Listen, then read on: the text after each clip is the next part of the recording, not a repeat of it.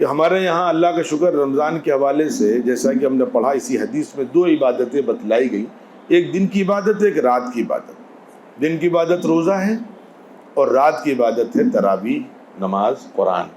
تراویح کیوں اللہ نے رکھی ہے؟ تراویح رکھنے کے 2 مقصد ہیں، میں جلدی عرض کر رہا ہوں۔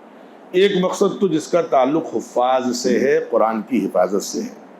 اگر تراویح نہ ہو تو ہم جیسے ہزاروں حافظ قرآن مجید بھول جائیں گے۔ تراویح کے ذریعے سے اللہ کا شکر ہے کہ ایک حافظ کا قرآن محفوظ ہوتا ہے، اور بالعموم اس طریقے سے اللہ رب العزت نے قرآن کی حفاظت کا سامان کیا۔ اسی لیے ہمارے ایک استاد سے ندوے میں ان کا انتقال ہو گیا، وہ فرماتے تھے جو ایک سال تراویح نہ سنائے وہ آدھا حافظ، اور جو اگلے سال بھی نہ سنائے اس کا خدا حافظ۔ آپ دیکھیں گے بہت سے حفاظ ہیں جو حفظ بھول گئے اسی غفلت کی وجہ سے کہ رمضان میں تراویح میں انہوں نے ذرا سی غفلت برتی، دوسری مصروفیات کو آگے رکھا، قرآن کو پیچھے کیا تو قرآن ہاتھ سے نکل گیا۔ تو تراویح کا ایک مقصد تو حفظ قرآن کی حفاظت ہے۔ دوسرا مقصد کیا ہے؟ عوام کو قرآن سے جوڑنا۔ قرآن اللہ نے کیوں نازل کیا ہے، کیا وجہ ہے، اس میں کیا پیغام ہے؟ اب الگ بات ہے کہ اللہ تعالیٰ حفاظت فرمائے، ہم نہ پہلے مقصد کو پورا کر پاتے ہیں نہ دوسرے مقصد کو پورا کر پاتے ہیں۔ اس کی ایک شکل سمجھ لیں۔ اب لفظ تراویح پہ آ جائیں تاکہ میں پورا تراویح کا چیپٹر کمپلیٹ کر سکوں۔ تراویح عربی کا لفظ ہے، اس کے 2 لفظ ہیں، کیونکہ اب آپ برکیف مدرسے میں نہیں بیٹھے اس لیے پوری تشریح نہیں کر رہا ہوں۔ اس کا اصل لفظ ہے ترویحۃ، اور اس سے لفظ بنا ہے تراویح۔ تراویح کے معنی آرام و راحت، آرام و راحت والی نماز، یہ تراویح کا مطلب ہوا، اور ہم نے اس کو مصیبت کی نماز بنا دیا ہے۔ اب میں آپ کے سامنے چند مثالیں رکھ رہا ہوں کہ اگر ہم چاہیں اس کو آرام و راحت کی نماز بنانا تو کیسے یہ آرام و راحت کی نماز بنے گی؟ کوئی آئیڈیل ہونا چاہیے، کوئی نمونہ ہونا چاہیے۔ ایک سمپل آئیڈیل آپ کے سامنے رکھ رہا ہوں، ساؤتھ انڈیا کی مثال بعد میں دوں گا، پہلے حرم شریف کی مثال آپ لے لیجیے۔ اگر حرم شریف کے طرز پر ہمارے ہندوستان کے ہر شہر میں تراویح کا نظام قائم ہو جائے تو انشاءاللہ یہ نماز جو ہم نے مصیبت کی بنا لی ہے یہ آرام و راحت کی نماز بن جائے گی۔ نمبر 1، حرم شریف میں آپ پہلے امام کو لیں۔ قرآن جو شخص پڑھتا ہے وہ کتنا خوبصورت قرآن پڑھتا ہے، اس لیے آپ جب بھی اپنے یہاں تراویح میں کسی امام کا، کسی تراویح پڑھانے والے حافظ کا انتخاب کریں تو اس پر خاص توجہ ہو کہ وہ قرآن بہت عمدہ پڑھتا ہو، نمبر 1۔ نمبر 2، حرم شریف کی ترتیب یہ ہے کہ 29 روز میں قرآن میں تراویح میں قرآن کا دور مکمل ہوتا ہے۔ آپ ہندوستان میں 29 روز میں نہیں کر سکتے، 27 روز میں کریے، 27 روز میں تراویح کا دور مکمل کریے۔ 6 دن، 8 دن، 10 دن، 15 دن، 20 دن یہ مصیبت کے ہیں۔ 27 کی ترتیب پر آ جائیے، 29 نہ کریے۔ چلیے 2 باتیں۔ نمبر 3، حرم شریف میں ایک امام تراویح نہیں پڑھاتا، کبھی 8 رکعتیں ہیں، کبھی 10 رکعتیں ہیں، کبھی 4 رکعتیں، 2 3 2 3 4 امام مل کر کے قرآن پڑھتے ہیں۔ اس میں کیا ہوتا ہے کہ ایک شخص پڑھنے کے لیے کھڑا ہوا، آپ تجربہ کریں گے، آپ پڑھنا شروع کریں گے، پہلے بہت اچھے انداز سے آپ کی زبان چلے گی، آدھے پارے کے بعد سستی آنے لگے گی، الفاظ پھنسنے لگیں گے، وہ روانی نہیں رہ پائے گی جو روانی شروع میں آپ کے پاس رہتی ہے۔ جب 3 4 حافظ مل کر کے پڑھتے ہیں تو کسی کے حصے میں آدھا پارا، کسی کے حصے میں پاؤ پارا، کسی کے حصے میں 2 رکوع آئیں گے، تو جس روانی سے حافظ پڑھے گا انشاءاللہ آپ کو بالکل تکان محسوس نہیں ہوگی۔ یہ 3 ترتیبیں پورے شہر میں اگر یہ ترتیب بن جائے گی تو آسانی کیا ہوگی؟ ابھی کیا پریشانی ہے کہ منشی پلیا میں نماز ہم پڑھ رہے ہیں اور منشی پلیا میں اب مجبوری ہے کہ عشاء یہیں پڑھنی ہے، کوئی کام امین آباد میں، کوئی کام چوک میں ہے، کوئی کام نخاس میں، جا نہیں سکتے، کام چھوٹ جاتا ہے۔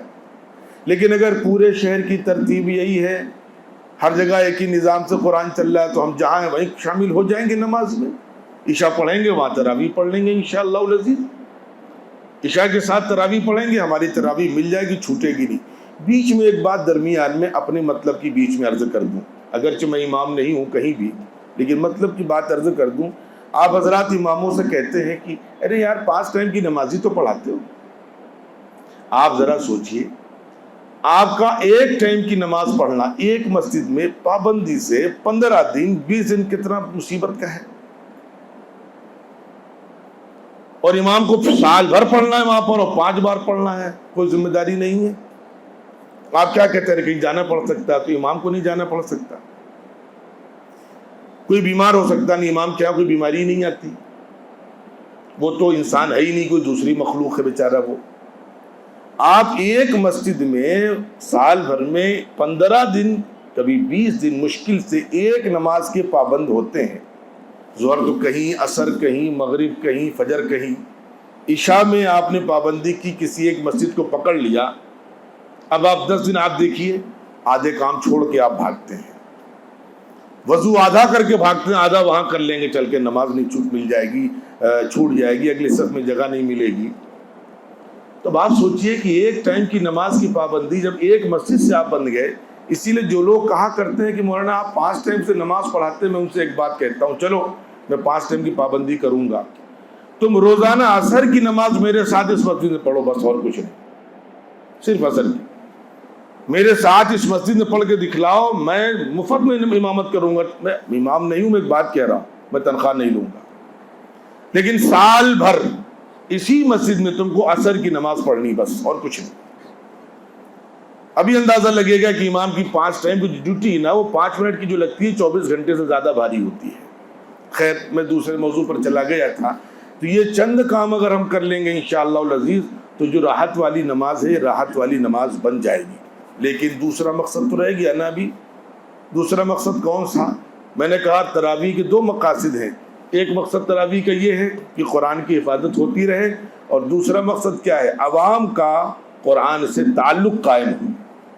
چنانچہ میرے عزیزو، جب آپ ایک پارہ سوا پارہ پڑھیں گے، اور کبھی آپ کو اگر اندازہ کرنا ہو کہ ایک پارہ سوا پارہ کتنی جلدی گزر گیا، میں 2 جگہ بتا رہا ہوں آپ کو لکھنؤ میں، تاکہ آپ پڑھ کر کے آئیے۔ ایک ابھی کبھی موقع لگے تو مرکز چلے جائیے، لکھنؤ کا جو تبلیغی جماعت کا مرکز امین آباد میں، وہیں تراویح پڑھ لیجئے، پھر آپ کو لگے گا کہ اچھا قرآن جب پڑھا جاتا ہے تو نیند بھی نہیں آتی، تکان بھی نہیں محسوس ہوتی۔ اور ندوے اگر مرکز نہیں جا سکتے تو ندوے چلے جائیے، وہاں بھی سوا پارے چلیں گے شروع، بعد میں 1 پارہ چلے گا، آپ کو لگے گا ہی نہیں کہ آپ تراویح پڑھ کے آئیں، لگے گا عشاء کی نماز پڑھ کر کے آپ آئیں گے، بلکہ دوسرا مضمون تھا۔ لیکن جب 1 پارہ پڑھیں گے آپ، سوا پارہ پڑھیں گے تو آپ تھکیں گے بھی نہیں۔ بعد میں کیا ہوگا؟ جن حضرات کو اللہ توفیق دے، بعض مسجدوں میں ایک نظام ہے کہ عشاء سے پہلے ترتیب بنائی ہے، بعض مسجدوں میں عشاء کے بعد۔ آپ پوری زندگی گزر گئی، ہمیں کبھی قرآن پورے ترجمے کے ساتھ پڑھنے کی توفیق نہیں ملی۔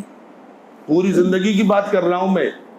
کوئی آدمی ہے یہاں اکا دکا کو چھوڑ کر کے، میں کسی کو کھڑا نہیں کر رہا ہوں، جو کہ ہاں میں نے پورا قرآن ترجمے کے ساتھ پڑھ لیا ہے؟ تو اللہ نے کہا کے لیے بھیجا تھا؟ ابا اور دادا کی سال ثواب کو تھوڑی قرآن بھیجا تھا۔ آخر اس میں لکھا کیا ہے؟ کیا پیغام ہے؟ کیا احکامات ہیں؟ کیا ہدایات ہیں؟ سورہ فاتحہ میں کیا ہے؟ سورہ اخلاص میں کیا ہے؟ چلو رمضان میں ہم کم سے کم 10 سورتوں کا خلاصہ ہی یاد کر لیں۔ علم تر کیف میں کیا باتیں ہیں، سورہ لیلاف قریش میں کیا باتیں ہیں، ارایت الذی میں کیا باتیں کہی گئی ہیں، پڑھتے تو آ رہے ہیں بچپن سے، 80 سال کی عمر ہو گئی،